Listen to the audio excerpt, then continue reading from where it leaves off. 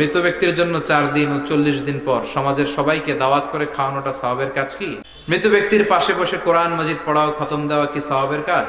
আমরা যে কবরস্থানের পাশে গিয়ে বলি আসসালামু আলাইকুম হালাল কবর, এটা কি ঠিক কিনা? মৃত ব্যক্তির জন্য 4 দিন ও 40 দিন পর আপনারা যেটা করেন এটা বলে 40 কি বলে? সবাই একটা রমরমা ভাব নিয়ে খাইতে যায়, মনে হয় যে বিয়ের দাওয়াত খাইতে যাইতেছে। আছে না নাই? তো যে মরছে আপনি তার জন্য কাঁদবেন, দোয়াই না করবেন, এত খুশি কেন আপনাদের?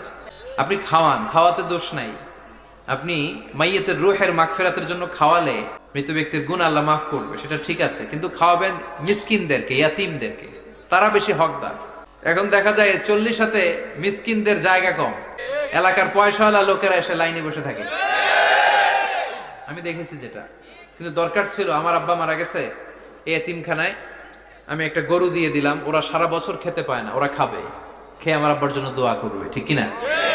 আর সবচেয়ে বেশি দোয়াটা কবুল হবে আপনার আব্বার জন্য।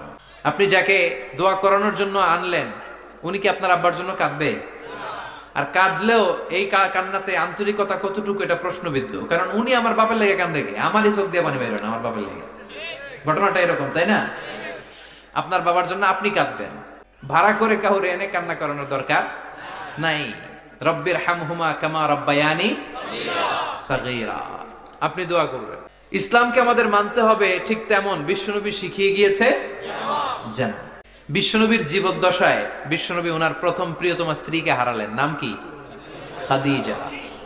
এত ভালোবাসতেন এই স্ত্রীকে, আল্লাহর কাছে বলতেন, আল্লাহ কিয়ামতের দিন যেদিন মানুষ মানুষকে চিনবে না, বন্ধু বন্ধুরে চিনবে না, ভাই ভাইরে চিনবে না, পীর সাহেব মুরিদরে চিনবে না, মুরিদ পীর সাহেবরে চিনবে না, ওই কঠিন দিনে আমি যেন আমার খাদিজারে ভুলে না যাই।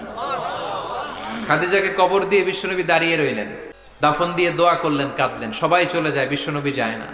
সাইয়েদনা আবু বকর বললেন, ইয়া রাসূলুল্লাহ চলেন না যাই, অনেক তো হলো। বিশ্বনবী বললেন, তোমার মনে চায় তুমি যাও, আমি বসে থাকবো, আমি এখানে দাঁড়িয়ে খাদিজার কবরের 3টা প্রশ্নের জবাব দিয়ে এরপরে বাড়িতে যাব।